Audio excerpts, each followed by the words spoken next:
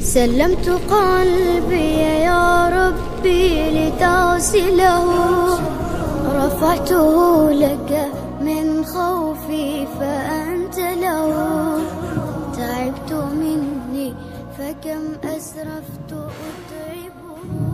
أعوذ بالله من الشيطان الرجيم. بسم الله الرحمن الرحيم. السلام عليكم ورحمة الله وبركاته. الحمد لله رب العالمين وبه نستعين على أمور الدنيا والدين. نصلي ونسلم على حبيبنا الكريم والصلاة والسلام على رسول الله.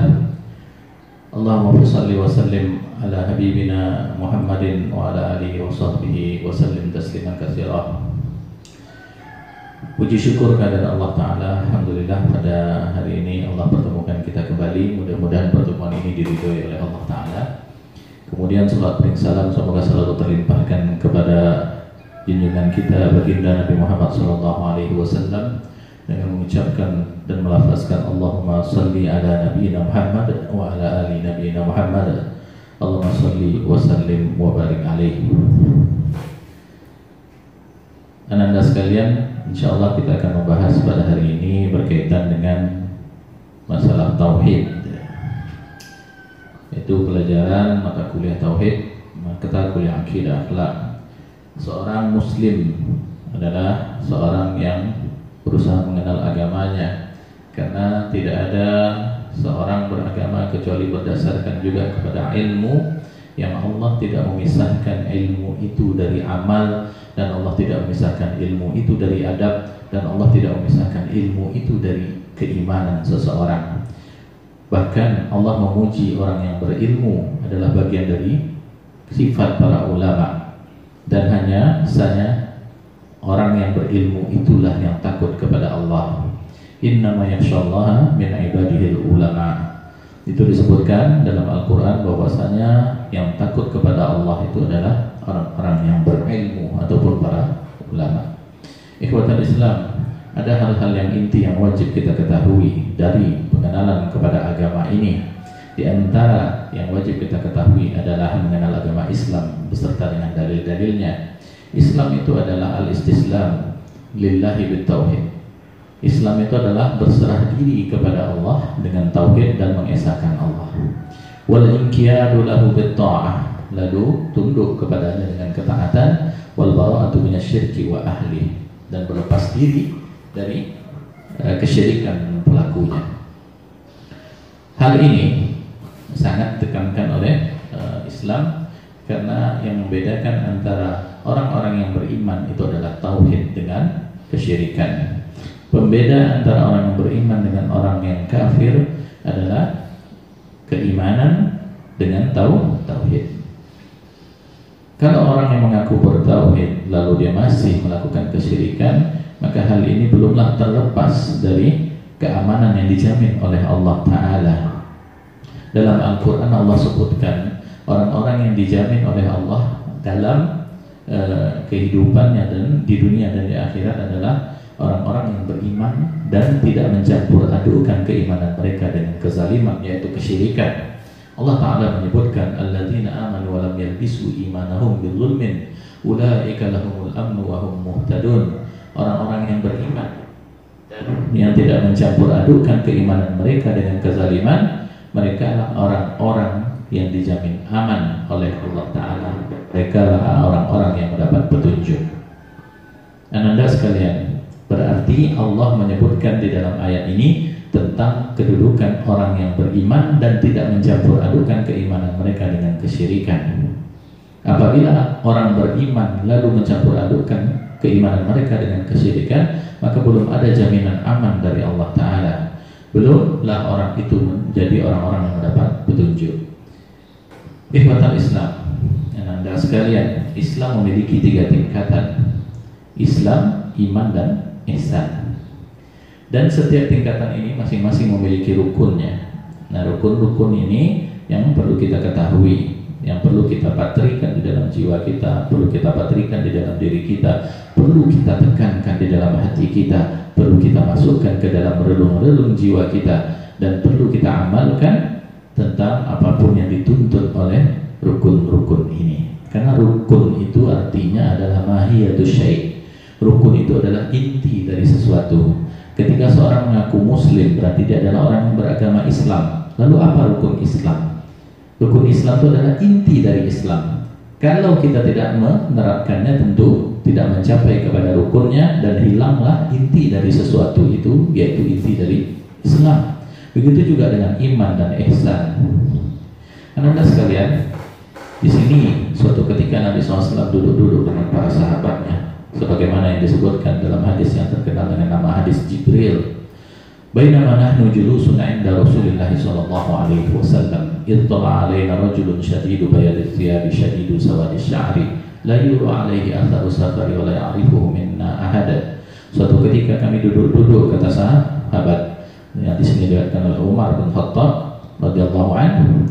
Suatu ketika kami duduk-duduk bersama Nabi SAW, di sisi Nabi SAW.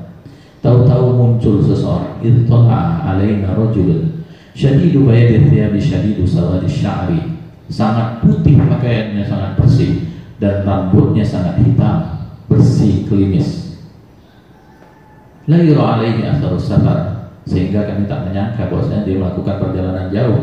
Karena apa? Karena saking bersihnya, karena saking rapinya, saking putihnya bajunya, dan saking hitamnya rambutnya, rapi, dan tidak nampak bekas-bekas melakukan perjalanan jauh. Lalu la yura alaihi atharu safar wa la ya'rifu minna ahad, namun tak seorang pun dari kami yang mengenalnya, kata Umar bin Khattab.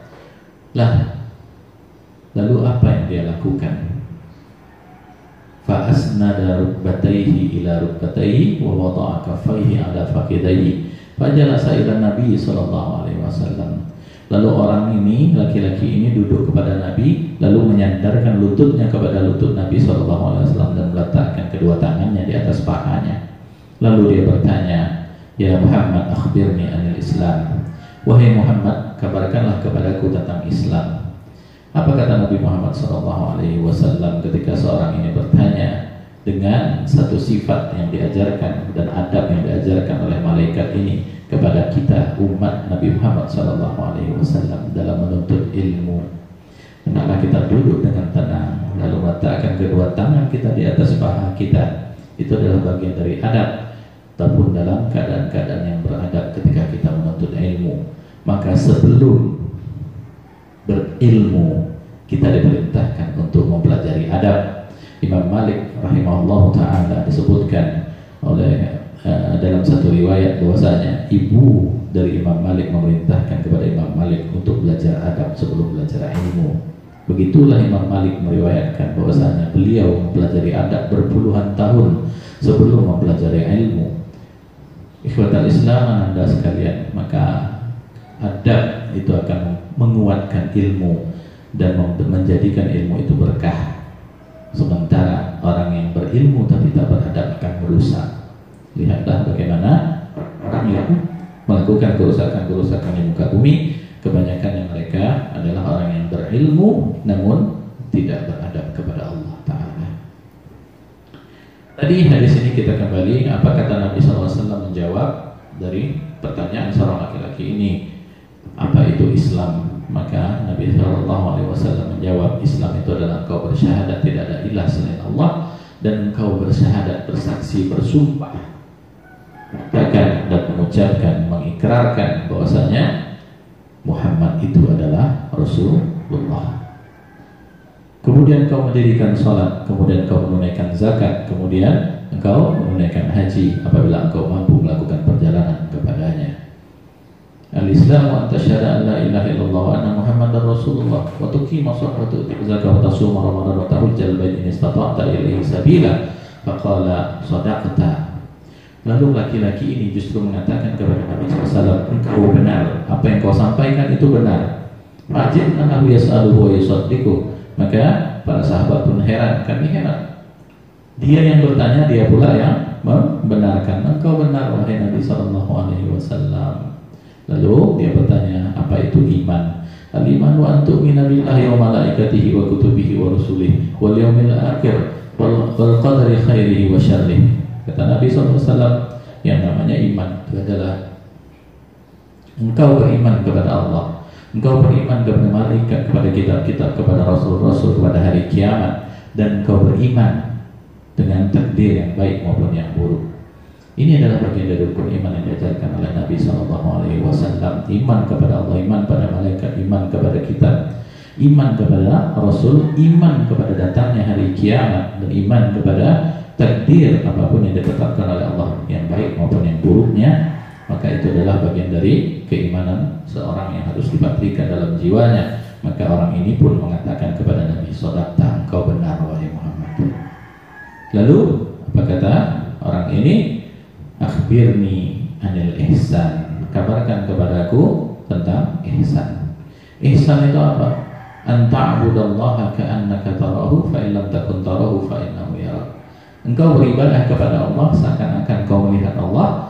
Kalau kau tak melihat Allah, maka beribadahlah kepada Allah dan beribadahlah kepada Allah dengan meyakini bahwasanya Allah melihatmu. Allah melihatmu. Maka hal semacam ini adalah bagian dari yang diajarkan di dalam Islam, berupa tingkatan dari iman, dari Islam, iman dan ihsan. Orang kalau sudah sampai tingkatannya kepada ihsan, maka dia beribadah kepada Allah itu dengan tenang, mempatrikan dalam jiwanya, menghadirkan dalam jiwanya untuk beribadah dan melakukan ketaatan kepada Allah, karena Allah pasti melihat apa yang dia lakukan. Ikhwatul Islam, maka disebutkan di dalam hadis tadi yang dikenal dengan hadis Jibril, rukun Islam itu ada 5. Yang pertama adalah syahadatain. Syahadatain itu apa? La ilaha illallah Muhammadar Rasulullah. Asyhadu an la ilaha illallah wa asyhadu anna Muhammadar Rasulullah. Aku bersaksi bahwasanya tidak ada ilah yang berhak disembah secara hak kecuali hanya Allah, dan aku bersaksi bahwasanya Nabi Muhammad itu adalah utusan Allah. Menegakkan salat, mendirikan salat, menunaikan zakat, puasa Ramadan, dan haji ke Baitullah Al-Haram. Apa itu dalil syahadat? Dari Al-Quran Allah Ta'ala berfirman, "Syahidallahu annahu la ilaha illa huwa wal malaikatu wa ulul ilmi qa'iman bil qist la ilaha illa huwal azizul hakim." Allah menyatakan bahwasanya tidak ada Tuhan yang berhak disembah melainkan Dia yang menegakkan keadilan. Para malaikat dan orang-orang yang berilmu juga menyatakan demikian itu.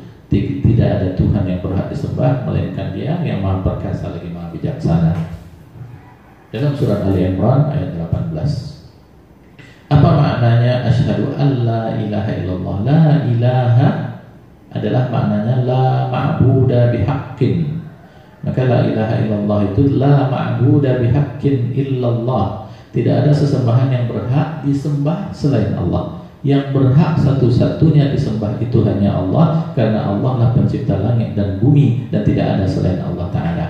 Apakah mungkin Tuhan itu dua? Apakah mungkin Tuhan itu tiga? Apakah mungkin Tuhan itu banyak? Maka dengan tegas Allah menyebutkan dalam Al-Quran, "Lau kana fihi ma'alihatun illallahu lafasadata." Kalaulah di langit dan di bumi ini ada Tuhan selain Allah, ada Rabb selain Allah, ada ilah selain Allah, niscaya akan hancur berantakanlah langit dan bumi ini. Kenapa itu terjadi? Karena yang namanya Tuhan Maha berkehendak, yang namanya Tuhan Maha berkuasa, yang namanya Tuhan Maha berkemampuan untuk melakukan segala sesuatu. Ketika Tuhan berkehendak dan Dia melakukan sesuatu, maka Dia pasti tunaikan. Dan hal semacam ini tak mungkin terjadi dengan alam semesta yang teratur ini, yang diatur oleh Allah Ta'ala apabila ada Tuhan-Tuhan selain Allah. Kenapa? Tuhan yang satu mungkin saja berkehendak yang lain, dan Tuhan yang lain berkehendak yang lain kalau ada yang mengaku Tuhan. Dan itu tidak mungkin, karena masing-masing berkemampuan, dan itu akan hancur berantakan langit dan bumi. Maka Allah tegaskan dalam ayat ini, "Lau kana fihi ma'alihatun illallahu lafasadata."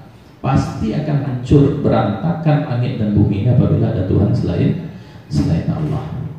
Maka lafaz la ilaha menafikan seluruh yang disembah selain Allah, dan lafaz illallah menetapkan bahwa ibadah itu hanya untuk Allah semata. Itu ya. Ketika kita mengikrarkan la ilaha, tidak ada segala bentuk Tuhan, tidak ada segala bentuk sesembahan selain illallah, kecuali hanya itu ditujukan kepada Allah. tak ada sekutu baginya, tak ada sekutu dalam kerajaannya. Maka Allah satu-satunya yang memiliki kerajaan langit dan bumi. Allah memiliki segala makhluknya, dan kepadanya lah kita beribadah dan menyembah. Tafsir tentang ini akan jelas dengan firman Allah SWT, wa idh qala Ibrahim wa qaumihi innani bara'un mimma ta'budun illa alladhi fatarani fa innahu sayahdin wa ja'alaha kalimatan baqiyatan fi aqibihi la'allahum yarji'un. Dan ingatlah ketika Ibrahim berkata kepada bapaknya dan kaumnya, sesungguhnya aku tidak bertanggung jawab terhadap apa yang kamu sembah, tapi aku menyembah Tuhan yang menjadikanku, yang menciptakanku, karena sesungguhnya dialah yang akan memberi petunjuk dan hidayah kepadaku. Dan Ibrahim menjadikan kalimat tauhid itu adalah kalimat yang kekal kepada keturunannya, supaya mereka kembali kepada kalimat tauhid itu. Surat Az-Zukhruf ayat 26-28. Anda sekalian, maka di sini dengan tegas Nabi Ibrahim di hadapan orang-orang yang menyembah selain Allah dari patung-patung itu, Nabi Ibrahim menegaskan kepada orang tuanya, kepada bapaknya dan kaumnya, sesungguhnya aku tidak bertanggung jawab terhadap apa yang kalian lakukan. Karena bagian yang dilakukan itu adalah kesyirikan, bagian yang dilakukan itu adalah hal yang memancing murka Allah Ta'ala, bagian yang dilakukan itu adalah hal yang tidak diridhoi oleh Allah Ta'ala. Maka kembalilah, sesungguhnya aku hanya menyembah kepada Rabb yang menciptakanku, dan aku hanya akan diberi petunjuk olehnya.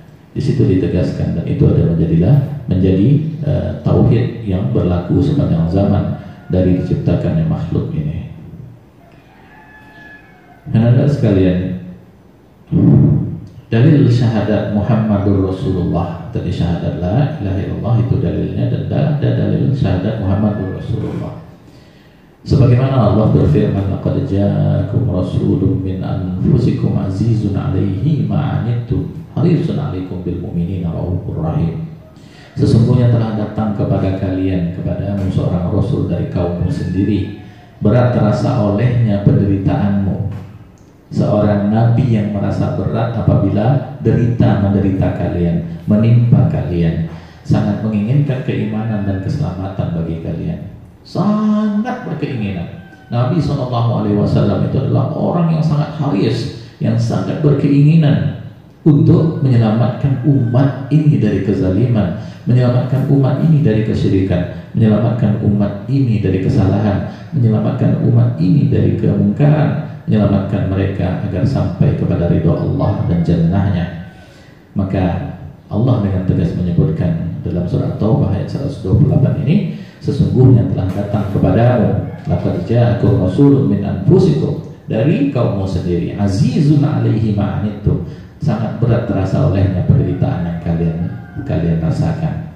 Lalu sangat menginginkan, harisun 'alaikum bil mu'minin, sangat menginginkan keimanan dan keselamatan bagi kalian, dan amat belas kasihan lagi penyayang terhadap orang-orang yang mukmin. Nabi SAW, Muhammadur Rasulullah, dalam makna syahadat ini adalah yang pertama yang perlu kita pahami, apa itu ketika kita menetapkan bahwasanya Nabi Muhammad adalah utusan Allah, berarti pada saat itu kita menetapkan ta'atuhu fima amar. Rasul itu tidak diutus kecuali untuk ditaati dengan izin Allah. Allah Ta'ala menyebutkan, wa ma'arsalna min rasulin illa liyuta'a bi'idznillah, dan tidaklah seorang rasul kami utus kecuali untuk ditaati dengan izin Allah. Berarti kita tak boleh menjadikan Nabi itu Tuhan, karena ketaatan kepada Nabi itu adalah sebagaimana yang diperintahkan Allah, tidak boleh berlebih-lebihan. Maka tidaklah seorang rasul kami utus kecuali untuk ditaati dengan izin Allah. Di sini disebutkan dalam usul as-salah, salah satu usul, makna syahadat menjadikan Nabi dan mengikrarkan Nabi itu, Muhammad itu sebagai Rasul Allah, berarti adalah ta'atuhu fima amar, berarti mentaati Nabi SAW terhadap apapun yang diperintahkan oleh beliau. Itu yang pertama. Itu tuntutan syahadat. Ketika kita berikrar bahwa tidak ada ilah selain Allah, maka tidak ada yang berhak disembah secara hak kecuali hanya Allah. Maka kita tidak boleh melakukan kesyirikan dalam kecintaan, melakukan kesyirikan dalam ibadah, ketundukan dan lain-lain. Yang itu kita tujukan yang utama dan paling besar itu hanyalah kepada Allah. Walladzina amanu asyaddu hubban lillah. Ciri orang yang beriman itu adalah orang yang lebih cintanya kepada Allah dibanding pada cinta-cintanya kepada makhluk-makhluk Allah Ta'ala, walaupun kepada orang tuanya, walaupun kepada hartanya, walaupun kepada anak-anaknya, walaupun pada keturunannya. Maka bagian yang diperintahkan oleh Allah adalah ketaatan kepada Allah dan kecintaan kepada Allah lebih daripada segala itu. Maka ketika dihadapkan antara dua pilihan, di antara mencintai Allah dan melaksanakan ketaatan kepada Allah dengan ketaatan kepada makhluk yang menyelisih ketaatan kepada Allah, yang membangkang kepada Allah, maka orang yang cinta kepada Allah akan mengedepankan ketaatannya kepada Allah dibanding ketaatannya kepada yang lainnya. Maka yang kemudian asyhadu anna Muhammadar Rasulullah, kita tempatkan ketaatan terhadap apapun yang diperintahkan oleh Rasulullah SAW. Itu tuntutan yang pertama. Tuntutan yang kedua adalah tasdiquhu fima akhbar. Ini hal yang penting. Selain dari mentaati terhadap apa yang Allah dan Rasulullah perintahkan, maka yang kedua bagian dari keimanan dan tauhid kita menyatakan, mengikrarkan bahwasanya Nabi Muhammad adalah Rasulullah, maka kita tetapkan bahwasanya kita membenarkan Nabi SAW terhadap apa yang dikabarkannya. Apapun yang dibawa oleh Nabi SAW, dari apa yang diperintahkan, yang dilarang, tentang berita-berita, tentang kisah-kisah yang berlaku terdahulu maupun yang kemudian, apabila itu benar dari Nabi SAW, maka kita benarkan, kita imani, dan kita tunaikan. Karena itu adalah bagian dari tuntutan syahadat asyhadu anna Muhammadar Rasulullah. Kita ngaku Rasulullah SAW itu adalah Nabi yang diutus oleh Allah yang mengajarkan kepada kita agama.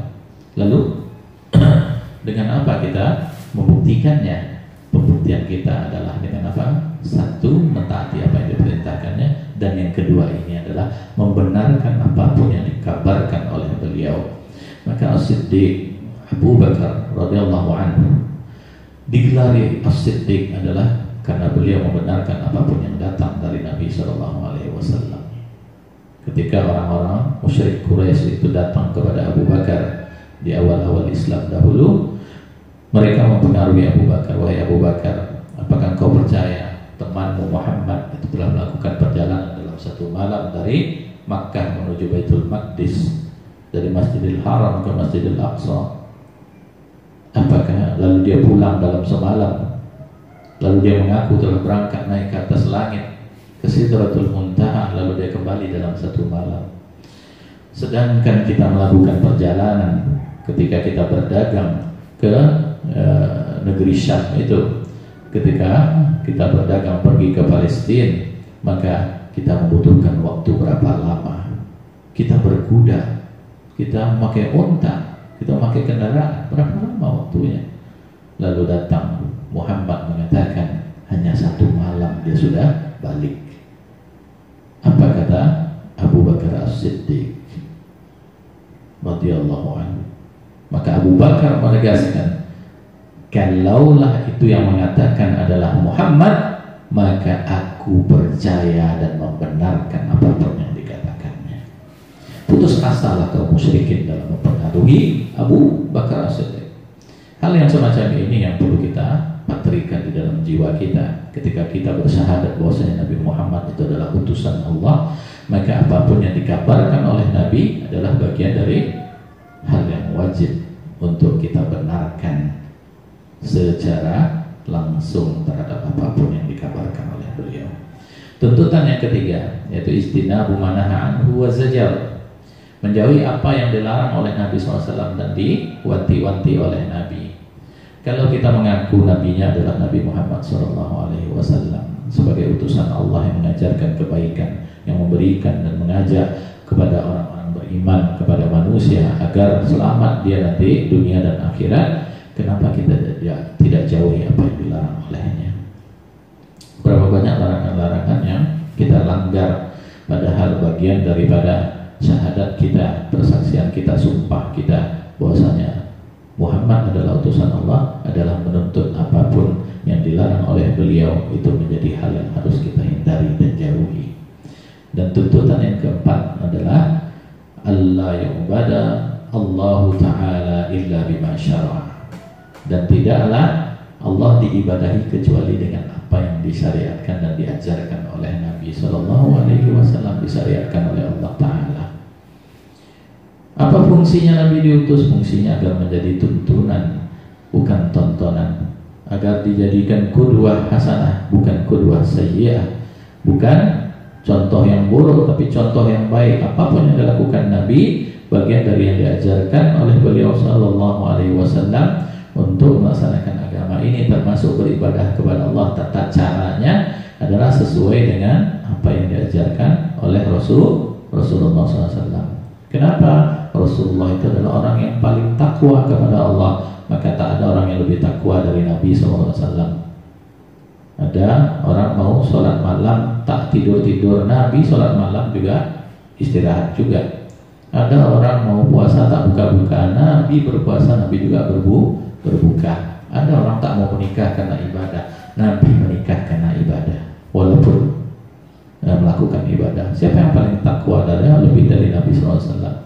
Siapa yang lebih takut kepada Allah lebih daripada Nabi SAW? Maka hal yang semacam ini yang harus kita pahami. Kalaulah Nabi adalah orang yang paling takut kepada Allah, Nabi adalah orang yang paling takwa kepada Allah, maka jalan ini adalah jalan orang bertakwa. Maka jalan inilah yang jalan kita ikuti. Bagaimana Nabi beribadah, begitulah pula kita beribadah kepada Allah Ta'ala. Bahkan Nabi SAW menegaskan, ketika datang 3 orang kepada istri Nabi, ke rumah-rumah istri Nabi, ja'a salah satu rahtin ila buyuti azwajin Nabi SAW fasa'alu an ibadatin Nabi. Mereka bertanya kepada istri-istri Nabi tentang bagaimana Nabi beribadah. Lalu dikabarkan kepada mereka, falamma ukhbiru, ketika mereka dikabarkan bagaimana cara Nabi beribadah, ka'annahum taqalluha, seakan-akan mereka menganggap hal itu sedikit. Saya berdosa, Nabi tak ada dosa, wajarlah ibadah Nabi seperti itu. Saya ini pendosa, maka saya harus berbuat lebih dari apa yang dibuat oleh Nabi. Saya pelaku maksiat, maka saya harus beribadah lebih dari apa yang dituntunkan oleh Nabi. Tapi apa yang terjadi? Orang itu melakukan apa? Orang itu bersumpah masing-masing, saya akan berpuasa, tidak akan berbuka, saya akan sholat malam, tak tidur sepanjang malam, habis sisa sampai sebelum subuh dia sholat malam setiap hari, tak tidur. Dan dia juga tidak mau menikah. 3 orang ini bersumpah masing-masing. Lalu disampaikan, dan sampailah kabar itu kepada Nabi SAW. Maka dipanggillah ketiga orang itu. Nabi SAW mengatakan kepada mereka, antum alladzi qultum kadza wa kadza, kalian yang mengatakan demikian dan demikian, bahwasanya ada yang mau puasa tak buka, ada yang mau sholat malam tak tidur, ada yang tak mau menikah. Maka Nabi SAW tegaskan di situ, faman raghiba an sunnati falaysa minni. Siapa yang tidak suka dengan tuntunanku, maka dia bukan golonganku. Apakah kita pikir bahwasanya 3 orang ini tidak suka dengan tuntunan Nabi? Tidak. Mereka adalah orang yang suka dengan tuntunan Nabi, tapi mereka menganggap hal itu masih sedikit, mungkin karena mereka merasa orang berdosa. Saya manusia biasa, kalau Nabi orang yang taat kepada Allah, orang yang baik, wajarlah ibadah, sholat malam juga tidur, istirahat ada, puasa juga berbuka dan menikah. Maka kalau saya harus buat lebih dari itu. Tapi Nabi SAW tegaskan, siapa yang tidak suka dengan tuntunanku, maka bukan golonganku. Na'udzubillah min dzalik. Maka ketika kita mengakui Nabi adalah sebagai utusan Allah, maka bukankah Allah tegaskan, laqad kana lakum fi Rasulillahi uswatun hasanah liman kana yarjullaha wal yawmal akhir. Liman kana yarjullaha wal yawmal akhir. Telah aku jadikan Rasulullah SAW Muhammad itu adalah uswah hasanah bagi siapa? Orang yang mengharapkan ridha Allah dan hari akhirat, orang yang mencari Allah dan hari akhirat. Nah, di sini Anda sekalian, maka dengan tegas tegas Allah sebutkan Rasulullah itu adalah utusan Allah, tidak ditaati kecuali dengan izin Allah, dan dia tidak diutus kecuali untuk ditaati dengan izin Allah. Dan Rasul itu adalah uswah hasanah, tuntunan yang sangat baik, tuntunan yang paling tepat, orang yang paling bertakwa, orang yang paling takut kepada Allah. Maka kalau kita ingin dalam golongan orang-orang yang bertakwa, maka buatlah sesuai dengan apa yang diajarkan oleh Rasulullah SAW, tanpa melebih-lebihkan, tanpa mengurang-urangi apa yang diajarkan oleh beliau Sallallahu Alaihi Wasallam. Ini adalah bagian dari ajaran tauhid yang diajarkan kepada kita oleh Allah dan Rasulnya melalui lisan para ulama kita. Di antaranya apa yang ditulis dalam salah satu usul dalam kitab usul Ats-Tsalatsah ini, ditegaskan bahwasanya kita bersyahadat asyhadu an la ilaha illallah wa asyhadu anna Muhammadar Rasulullah, bermakna kita tidak menyembah kecuali hanya kepada Allah dan tidak melakukan syirik kepadanya, dan tidak ada satupun yang berhak disembah sesembahan yang hak kecuali hanya Allah Ta'ala, tidak makhluknya. Dan asyhadu anna Muhammadar Rasulullah berarti menuntut agar kita mentaati apa yang diperintahkan, membenarkan apa yang dikabarkan, menjauhi apa yang dilarang, dan tidak melakukan ibadah kepada Allah tadi kecuali dengan apa yang dituntunkan oleh Rasulullah Sallallahu Alaihi Wasallam. Mungkin demikian untuk kajian tauhid, akidah, akhlak pada pertemuan kali ini. Mudah-mudahan mendapat ridho dari Allah Ta'ala. Lebih dan kurangnya mohon dimaafkan. Walafu minkum, subhanakallahumma wa bihamdika, asyhadu an la ilaha illa anta, astaghfiruka wa atubu ilaik. Wassalamualaikum warahmatullahi wabarakatuh. Insyaallah akan ada kelanjutannya nanti pelajaran berikutnya. Barakallahu fiikum ananda semua.